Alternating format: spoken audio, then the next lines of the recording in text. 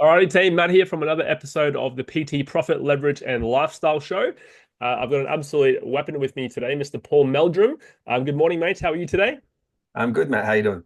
Very, very good. Thank you so much for joining the podcast.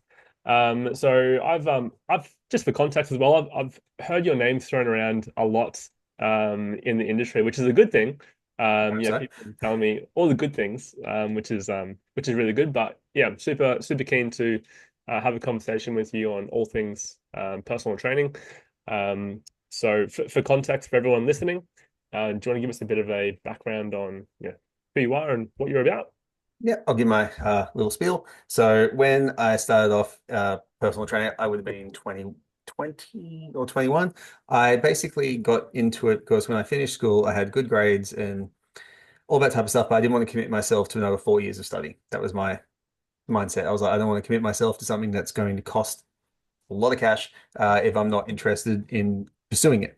So I did the PT certification because I was mildly interested. Well, I like going to the gym, let's be fair. I liked working out and I wanted to be a bit better at it. So I did the qualification and I ended up getting a job in sales at Fitness First, like just because there was a job available. I thought, oh, this might be a cool thing to do. I get to go to gym for free, not realizing how horrendous that job actually was. This was like, 21 years ago. So it was cold calling all day long, 7 days a week. Like it was the marketing wasn't anywhere near as efficient as what we can do now. And when I was doing that, I was like, you know what the trainers are doing on the gym floor, it's so much more interesting to me than being on the phone all day, which is ironic considering I'm on the phone all day now. And when I said, I need to hire a trainer and see someone before I do the thing. I think that's probably a pretty good idea to have some degree of authenticity and experience because then I can know what to deliver at the very least. And I hired a guy who I still talk to this day, who had won International Trainer of the Year. He just happened to be in the gym at that time. And I booked in for an assessment, and it was one of those moments in life where you remember for the rest of your life, because in that moment, I realized how little I knew. Like I felt like Jon Snow, I know nothing. Like there was literally, I had no clue of what I was doing. The stuff he was doing was so far above what had been taught in my Cert 3 and Cert 4 that at the end of the session, I was like, I want to be able to do that. I want to know what this guy knows. Anyway, I did the finish, got my subcontractor, got my role. And in my first ever training session, my client actually broke their ankle. So something I set up like it was the standard. I wrote the program in advance. I was at the front counter. I greeted her. I did all the stuff that you meant to do. The whole Pilates studio was set up with all the equipment she needed. And she literally broke it just going up and down the step. Like totally innocuous.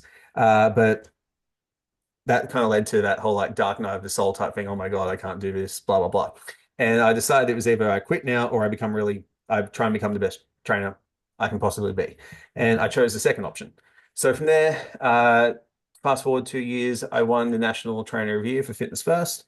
I won it twice, and one of my other colleagues, he won the last one ever. So he says he's the reigning champion, but that award finished in 2007.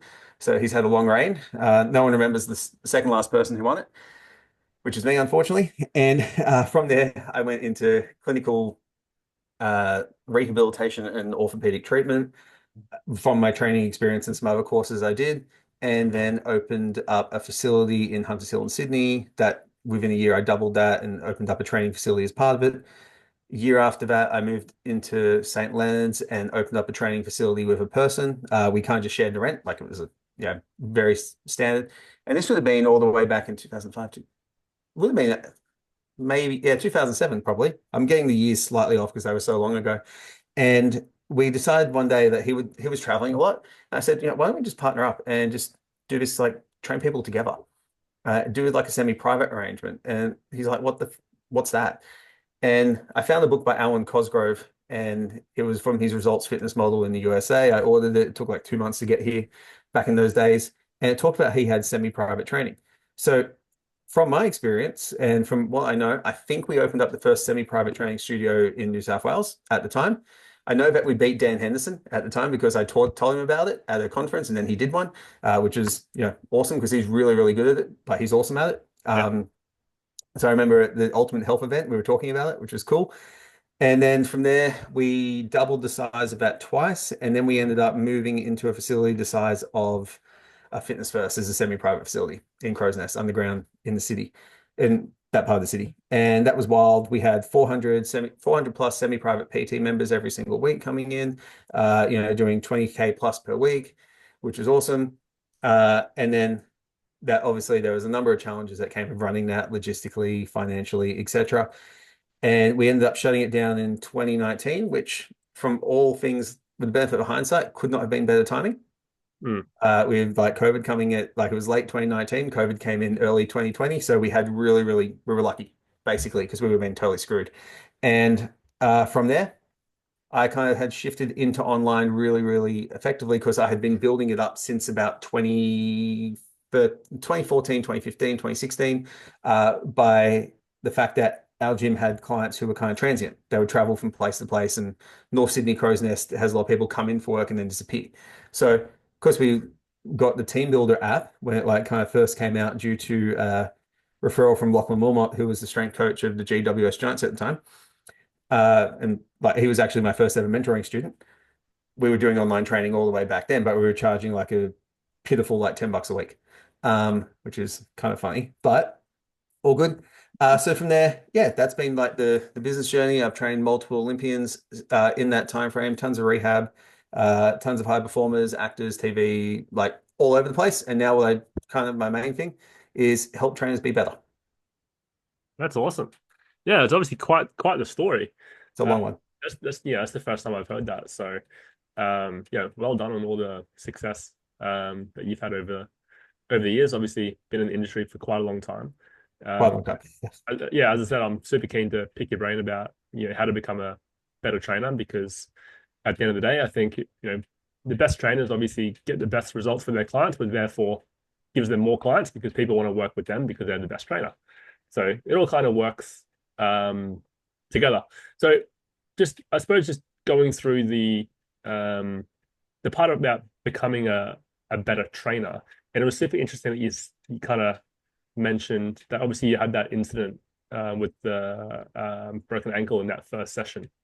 Um, Obviously everything happens for a reason, of course, which is super ironic. But was that pretty much the only reason why you wanted to become that better trainer? Was there stuff going on before that kind of Uh, put you in the right yeah, direction? there was that and meeting the guy who first assessed me. So when he did that first assessment, like I knew nothing. And I was like compared to him, I knew nothing. Like I would say I had my Cert 3, Cert 4, which back then was a longer qualification and a bit more challenging. But like that moment too, like also having that realization that my knowledge base was here, my perception of it was here, my knowledge base was here, and that like rude reality, that shock. There was one more incident. Uh, I went to my first ever fitness expo back in the day when they had those at the convention center and they were huge and they were not just protein powder sales, they had a combination of everything. And I met a guy who had been coached like extensively by Paul Check. He had had multiple Olympians. He had had multiple people on all different things. He was really, really like biomechanically insanely smart.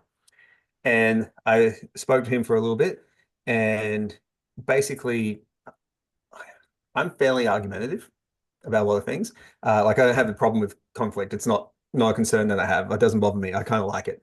And he started saying, I can do what you can do in half the time. And I was like immediately like arced up and got into a little debate with him about that at the expo, which was cute. And he said, come to an open day where I'm going to teach you the stuff I know. And you'll see if it's true or not. And I said, okay, I'll be there. And sure enough, I was there. And by the end of that day, I had handed over $30,000 to learn from that guy for a full advanced diploma in what he was teaching. So that was probably that other moment where it was kind of like, man, like I had three moments, I would say. Like one where I got first assessed, where I was like, I don't know anything. And I know that this guy back in 2003 or 2004, he was charging $150 an hour, which was really, really high back then. Um, Another moment where I broke my client's ankle and like, man, am I actually cut out to do this? Do I have the capacity? So it was a self-doubt issue. And then the other guy that I met, he was like, man, this world has so much more possibility than what I even thought before.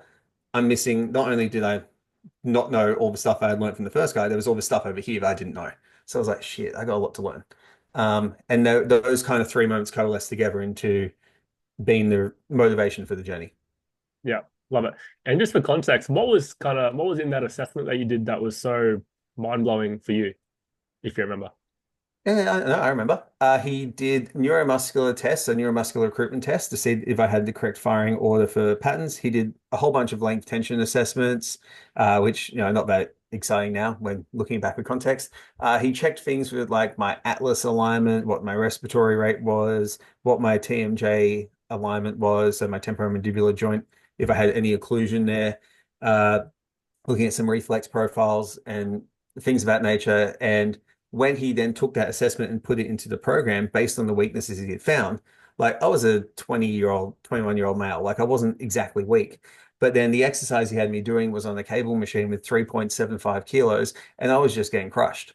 Like I was just dripping sweat and going, this is horrendous. What the hell? Like I'm not weak. And then I'm like, I feel absolutely terrible because he had identified kind of nearly every single structural weak point that I could have and targeted in on it to fix it for me.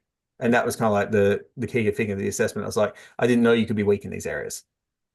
Yeah, wow. Like even some of those words that you're using, I don't even know what some of those things are, to be honest. The length tension neuromuscular stuff and the atlas alignment, all of it would be very specialized, but knowledge for rehabilitation type stuff. I do have where I put it in my hierarchy of where, when, and where it's important to know because when like we talk about the whole thing of being the best trainer ever, it's a lot of people immediately go to how technical you can be, like how book smart you are and how you understand periodization and whatever context and physiology or whatever it is, right? And it's kind of like really dives into that. It's like, what's the problem you're trying to solve in how you're becoming the best trainer ever or the best trainer you can be? So, like, I'll use this as an example. So, for the first 15, I'll say 13 to 15 years of my career, all I gave a damn about was textbooks and learning, and becoming really technically brilliant. And I broke it down into, it took a while to break it down because I'm stupid. It's my rehab clients, awesome results. Awesome, amazing, like life-changing results because that was the need that they had. That was the problem they were solving, the technical ability to find out what was wrong and fix it. Fantastic, amazing. Body composition, like losing weight. I think we could both agree that losing weight is simpler in theory than rehabbing a complex injury. Yeah. 30% of people getting results. And I was like, it took me a while. I was like, first of all, I did the whole thing where you blame the client for being a crappy client and all that type of stuff and saying, oh, they're not really dedicated. And then after a while, you know, I did that whole thing saying, it's not them, it's me. You know Mhm. how everyone says in a relationship, it's not you, it's me. Well, no, it was me in this situation. So I figured out at that point, it was like, I'm explaining to clients everything they need to know. And said I wasn't explaining it to them, I was just speaking it at them. That was the difference. I was lecturing rather than coaching. So at that point, I realized, man, I don't know how to communicate very well. So I had this shift in my model of how I spoke to clients to communicate. And then all of a sudden, results started coming in that realm. Because the whole thing, like for us with the business that we were running, like people would come in for rehab and then they'd stick around for the training afterwards because they got a great result in one area and then they naturally assumed I could do the results in the other area due to them thinking I'm an expert at everything basically from solving one problem. People have that tendency to put you on the pedestal when you solve one problem, even though it may and often is not true. And they'd stick around, but only if I was coaching because the systems weren't strongly developed and the way we communicated what we were doing wasn't developed. So I had to fix that problem then. So it was a different journey. Like, learning the technical stuff is only one part of being one of what I think there's six parts of being the best trainer you can be. Okay. Well, I'd love to dive into those six parts, but before we get into that, I'm curious what your perspective is of the current Cert 3 and 4 and how prepared people are to, become a good trainer when they first get qualified. By the way, that's a really cool tattoo. Um, It's a big sleeve and a whole oh, sleeve. it's not nice, beautiful. Where the current Cert 3 and Cert 4, because I've partnered off with some Cert 3, Cert 4 people, right? Some Cert 3, Cert 4 providers with like ongoing education. And like there's necessary conflict. Like the demand is high for people to get into the industry fast. Like that's what it is. People want everything today, and which is a very human response. I don't think they're qualified in terms of their training experience to actually train general population clients and gyms. They just need to have their knowledge like that high above the client. They Mm. don't need to be, and you have a ragdoll. They don't need to be life-changing practitioners for that particular goal. Okay. I got two other things. They never stop running around. Uh, Really. they don't need to be that better. So they probably are prepared to an extent. Could it be better? Absolutely. I feel like where they're really, really lacking is business and marketing and sales acumen Yeah. because they gloss over that because from the whole perspective of what the RTOs provide and what they have to hit X amount of, technical hours in the gym, X amount of programming hours, and business and sales and marketing are kind of thrown on as an afterthought. And then they assume that the cert three, they assume that the PTMs of the commercial gyms are going to give them enough training on generating sales and leads. And they don't. And I get why they don't, because they have a job to do. They have a ton of other stuff to do. And it's a lot to teach that, which is why like people like you exist, right? To help people get through that part where their skill set is really deficient. So are they prepared to coach people to an extent? Yes. Healthy general population people, absolutely. Are they prepared to build really good niche specialities and skills? Absolutely not. Are they prepared to build good businesses? Absolutely not. Yeah. Well said. I completely agree because I some people I help get their qualifications done. Like I have to be in the gym with them and we need to tick off certain things, etc. But yeah, even when you mention like the business and sales and marketing side of things, I think there's like one module in the whole course Yep. for that. And yeah, obviously a lot of what they expect is the PTMs or the club managers or whatever to help them with the business side of things, but in reality, it just never happens like that. No, never. But yeah, I completely agree. So do you want to walk us through kind of the 6 steps to becoming the best personal trainer in your experience? Yep, absolutely. So I have six, it's a floating hierarchy as well. Okay, so six kind of qualities, and it depends on the problem you're trying to solve. So I basically break it down. There's multiple answers, but these six will work for everything. You just had to put it in a different place based on the problem. So the three problems we'll have in-person commercial facility. Okay, that's the one place you can be a trainer. Mhm. Semi-private facility, whether it's semi-private or private, like a private facility owner, where you can be one-on-one or like small group and online. I'm not going to put in strength and conditioning fields or training like elite athletes or anything like that because that's a kind of a different field. And online has multiple specialities. So online you can be like there's 1,000 comp prep coaches for online, for example, right? Um, there's 1,000, there's hormone specialists, there's eating specialists, there's bikini, flexible dieting, all that type of stuff, right? So when we're looking at it, be the best. And this is what I do with the people I coach and mentor. I was like, where are you right now? Like, where do you want it to be? And that's how we're going to solve that problem. So there's six. Number one probably goes across all of them as being the most important. And I think it's been the number one quality. I'll just read them all out actually, because I wrote them down because in case you didn't notice, I have a tendency to go on. And then we'll move them into places. We have personal and charismatic and understand the principles of attunement, buoyancy, and clarity. So being able to hit someone's emotional level, be a little bit above it, and be clear with what you're getting. Number two is efficiency in business systems. So being able to deliver on the service that you say that you'll have for your clients, uh, because that is a very big skill set that a lot of coaches, lack. Oh, I'll get it to you. Yeah, I'll have it to you tonight after the session. You get it 3 weeks later. Your program's ready. No, it's not. My app's not working. All that type of stuff. Number three is technical ability. Again, that will float based on the niche. Number four is niche, and technical ability will be like squats, deadlifts, macros, etc. Kind of like the technical ability that we all kind of need to have as coaches. Like we should all be able to correct a squat, correct a deadlift, understand the basics of nutrition, understand the basics of uh, physiology and stuff like that. We don't need to be a master of it. We just need to know the basics. Number four is niche specific knowledge. So you need to have some knowledge of that particular niche. So, for example, if you work with menopausal mums, for example, that's your thing that you work with, you probably want to know a lot about that.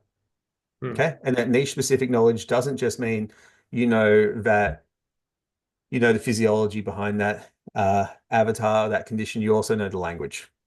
and how to communicate with that person. And that one's a hard one because like I have young male, like 23-year-old coaches coming up to me and they're like, yep, I want to teach postnatal. I want to help, mums get in shape. I'm like, bro, you've never had a kid. Like, come on, let's not pretend. Literally.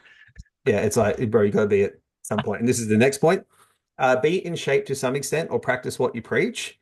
And that will depend a little bit more on the niche that you're in, the problem that you solve, because that's one I know that's can be perceived as a very contentious topic. Okay, being in shape or practice what you preach.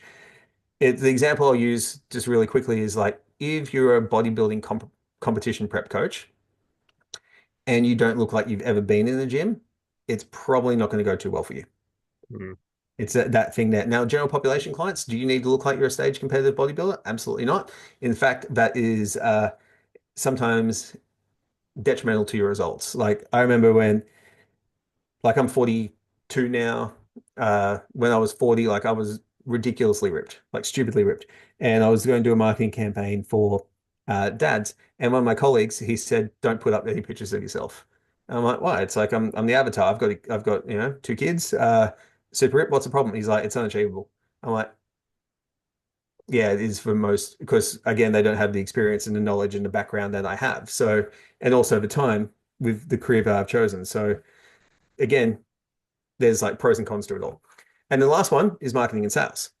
And now I say the last one is marketing and sales because if you're a semi-private facility owner or a private facility owner, marketing and sales probably needs to be number one because you need to get people in the door. If it's online, marketing and sales need to be one or two because you need to get people in the door.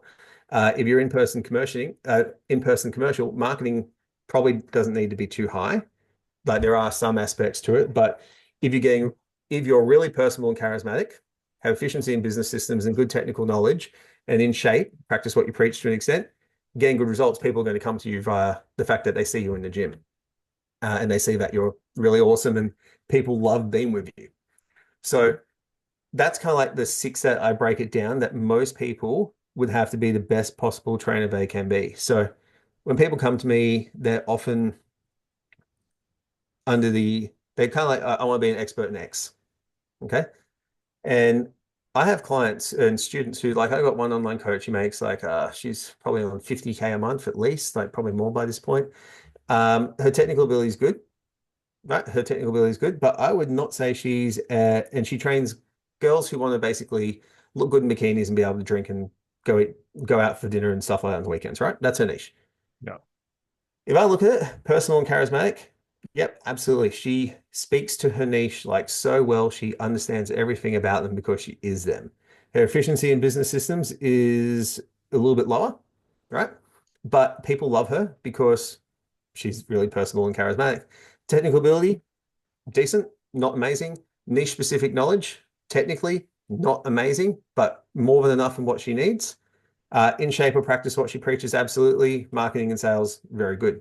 So she's, but her metric of success, which is this again, this is the question you're answering. Um, Her metric of success is to make more money. That's the primary thing. It's not to change the world. It's not to have this massive impact as the greatest online coach that's ever existed. It's to make more money and have a really good business. So when I speak to a lot of coaches, it's only like a couple of them that, or a couple of us that want to become really, really technically proficient. Like we want to become the knowledge, the bearers of all knowledge, so to speak. Mm. Okay. And with those guys and girls who want to do that, they then need to understand it's a longer journey to get to that point to then be making good money. So there's a sacrifice there. Oh yeah, 100%. And obviously, the therefore the pro, I suppose, in becoming like that type of knowledge is obviously, I would assume you'd obviously be able to charge more for the service. Yeah, absolutely. So for myself, for example, like if I want to sell someone 12 weeks for 6 grand for online coaching, I can do that.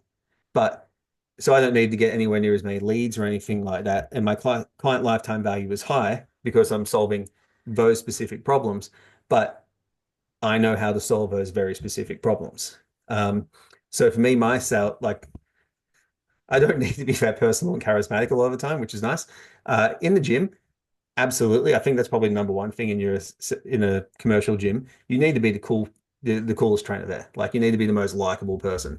And you can be technically shithouse, sorry for the language. You can be terrible and you can still have a good business in the gym. Like if you're just fun and people love being around you.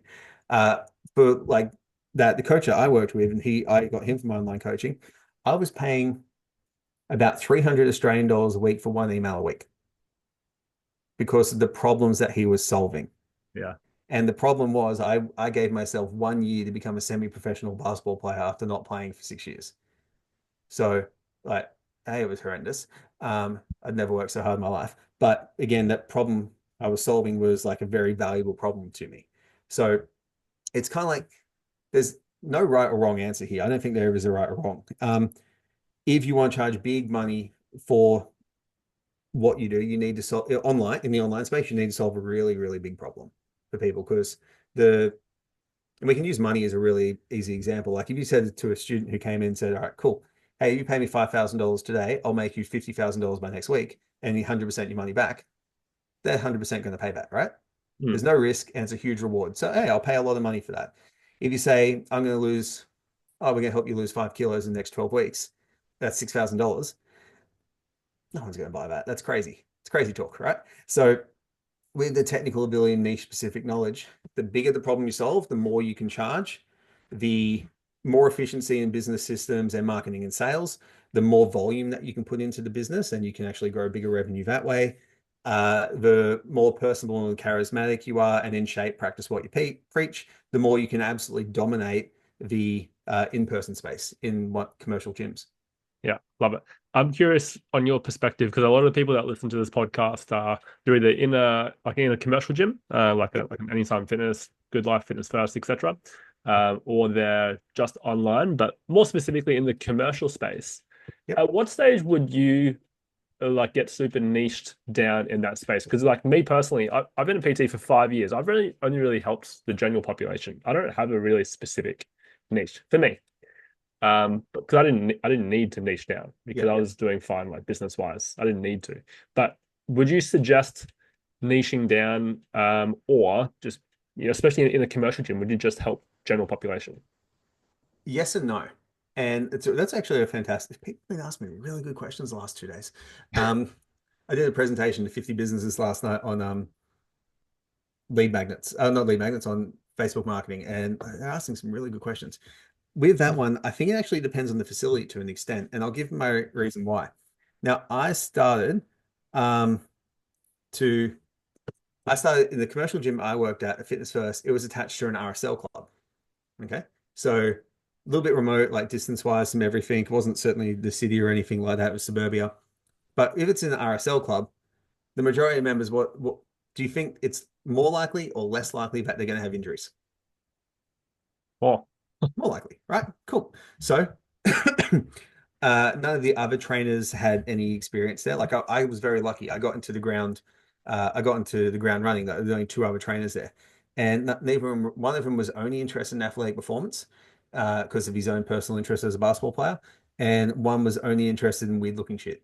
Like seriously, he just did weird stuff. I don't know what he was doing, but he was really not, he was really personable and charismatic, right? And I decided very quickly that like, if I do well at rehab in this gym, I've got basically an unlimited supply, 20,000 people, members of our RSL club, who could potentially come in the gym, and I'm going to be the first person that gets sent to them. mm, So I made that choice there. That again was very, very contextually specific. So if it was like if that was the commercial gym, I'd look at the environment and go, yep, cool, let's get a niche. If there's one that's already apparently there that's not been targeted. And for like older RSL people who are a little bit beaten down, broken up, it's not really hard to rehab them, to be perfectly frank. They're not complex injuries, they're just overuse and they do the same thing every day. For most people, and I was very similar to I was actually I would echo your sentiments totally. I didn't believe in niching in general in commercial gyms at all. I still don't unless there's a context where the gym has that environment right there, has that population right there. And I would say all the time is like you don't need a niche, you don't need a niche, you don't need a niche. If you're running if you're in person commercial gym, you should be able to help 95% of people get 10% better, no matter what they want. Because the elite people, all you have the elite athletes type stuff, all you have to do to get them better is not break them. They'll get better. The bodybuilders and stuff like that, they just need they're going to get better anyway. They just need time. It's time is the only thing that gets them better. Rehab people, again, everyone's got a little bit of injury type stuff or a little bit of movement stuff. You don't need to be exquisite at that and an expert to help most people because if you've got enough knowledge to help, most people there with some basic stuff, that will apply to multiple populations.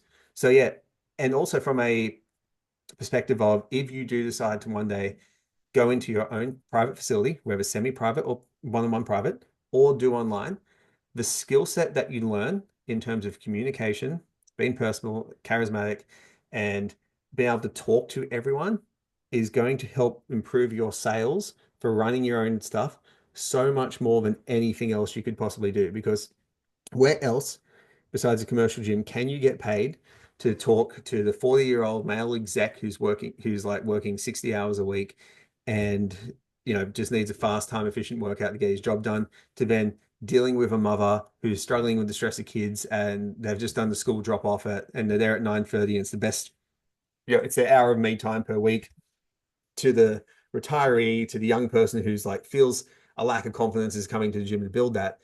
There's no other place where you can actually learn to talk effectively and communicate with those groups of people.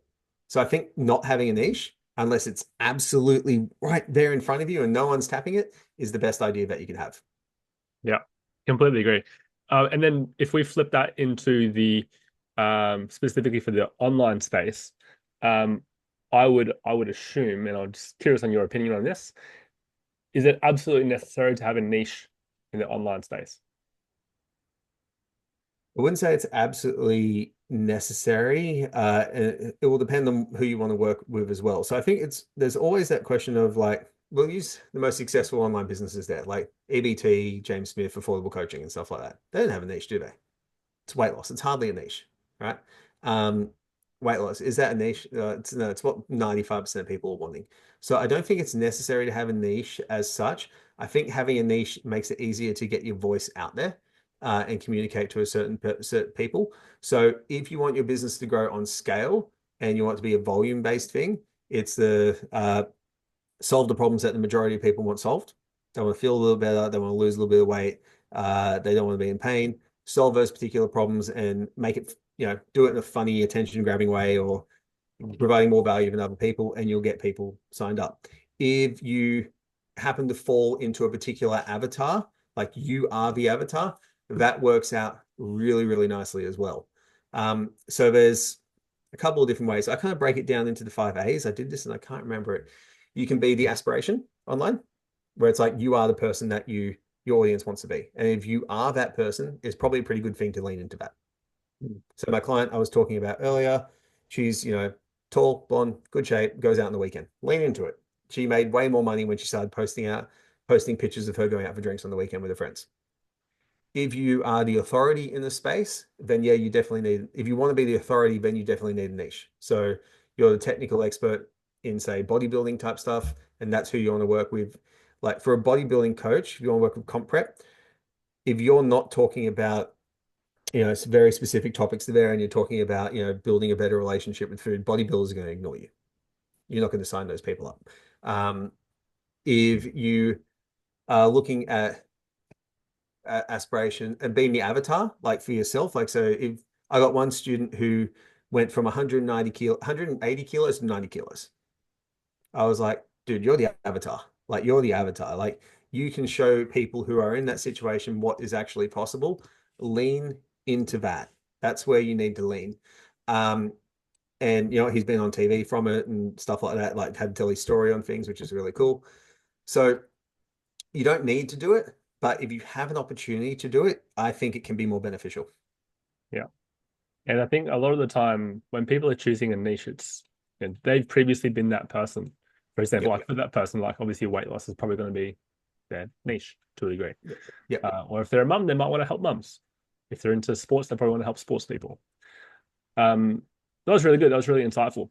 Um, if you were to, let's just say, for example, PTs that are kind of just qualified, what would your Yep. advice be to them in terms of improving their knowledge? Where would you go to? Would you be like articles? Would it be textbooks? Would it be anything specific that you would suggest to them to become the best trainer possible?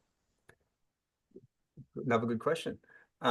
So I had this conversation with another Dylan Fowler, another person in the space, the Ah, other day yes, because me and legend. Dylan talk a lot. We fight, we bitch at each other a lot, basically. Um, over, I'm like, you don't need weight releases on your squats, bro. Calm down. Let's relax. Um, I wouldn't say I'm a minimalist when it comes to training tech. I just tell him I'm stronger than him with less stuff, and it's me just being mean to him. We would both say the best thing you do would go into commercial gym for 3 years and train every single person that you possibly could. The experience that you get, like under the bar, so to speak, or like, some skin in the game, is incomparable. And then I would probably, if this is purely on skill development and being really good, I would then find this like a private training facility that trains has the people that you want to train and go in there and work there and watch what the people are doing. I think people really underestimate the amount of mentoring opportunities that there are in these spaces and opportunities to learn. So I think most people now, textbooks don't work. Attention spans are low.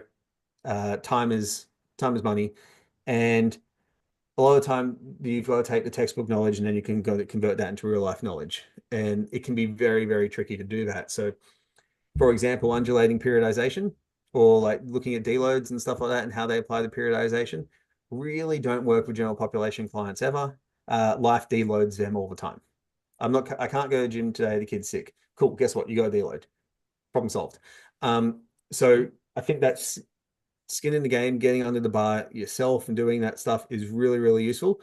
And I would probably recommend before getting a mentor, and this is like totally like, typical to me doing what I do, I'd actually get like a real life coach first in a couple of different disciplines that you're interested in, because there's no other way to learn better in what we do. So like I coach clients in multiple continents. People always wonder why that, like they ask me, why don't you ever give me Olympic lifts? And I'm like, because I can't teach you. I can't see you doing an Olympic lift unless you film it. Um, it's going to be really hard for me to help you get better. And all my clients can literally vouch for this, and they'll say, Paul's really annoying. He asks for video all the time because I want to see how they do their stuff. So I would go spend 3 years in a commercial facility, which is exactly what I did. Um, Not that I was intending to do that, just how it was. And then I would spend 2 years in like a privately owned facility where they have like a real degree of expertise and like a reputation for getting good results. And then from there, you have enough skin in the game and enough time to know what you truly want to specialize in. Have you read Cal Newport's So Good They Can't Ignore You? No, I haven't actually. Basically the whole idea has been really good and then they can't ignore you, right? So it's an expertise based book, and he basically says that, and it's a really interesting one here, a really interesting point. He's like, passion isn't something you have at the beginnings. Passion is something you earn. Okay, so when I started off training people in the gym, like I was 21, 22 years old, right? No 21, 22-year old male is passionate about doing rehab for old people from an RSL. Like no one, everyone goes in, it's like, oh, I'm really interested in bodybuilding or sports, or I'm really interested in that. Passion comes from expertise over time. Like I would probably say when you got into this industry, like you do a lot of business coaching now. You probably didn't know that much about sales and marketing the first first 5 days in the industry. Hmm. You probably didn't imagine yourself your first 2 months actually becoming a mentor and teaching people how to do that stuff in your first 6 months of working. Hmm. You built that passion, and as you built that expertise over time, and you found out, you know what, I'm better at this than I am, or maybe not be better, I'm more interested in that. I find this more involving, I find it more engaging, it's more rewarding, blah blah, whatever it is. You build that passion over time rather than come into it with an ideas, because most of the young coaches I speak to, they come with an idea of what they want to do, and then after 3 months they're like, oh, I don't actually really like this stuff. And that's Hmm. cool. So that's why I say, like, spend five, if you want to do it for a long time, there's nothing wrong with like spending 5 years, like particularly if you're like 20 and starting and working out, because you can still get well paid, you can still make a good amount of money, and you build a skill set that will basically apply for the rest of your life in terms of, like, if you have the skill sets of communication, being personable, good interpersonal skills, and marketing and sales, you can make money no matter what you do. Yeah, Yeah. So I think 5 years in the field, then you decide what you want to be passionate with, and then you can do extra study. love it. Well said. And if people want to follow along on your journey or work with you, in the future, where's the best place to find you or connect with you? Uh, I'm so old, probably Facebook. I was gonna say snail mail, but then it's like no, I'm moving. Generally Facebook or Instagram are the best. So I have a company we're called the Ascend Collective, where we do multiple things. Like we do some business coaching. We actually do business coaching in multiple industries outside of fitness, but we have all our fitness education stuff in there. But probably Paul Meldrum on Facebook or Instagram. I think I know what my Instagram is. I've got like a business one and it's called Paul Meldrum. There you go. So Paul Meldrum or Paul Meldrum, Facebook, Instagram, easiest places to find me. I'm very responsive on them. Awesome. Thank you so much for the conversation. It was very insightful. No worries. Thanks, Matt. Appreciate it. No worries, Shane.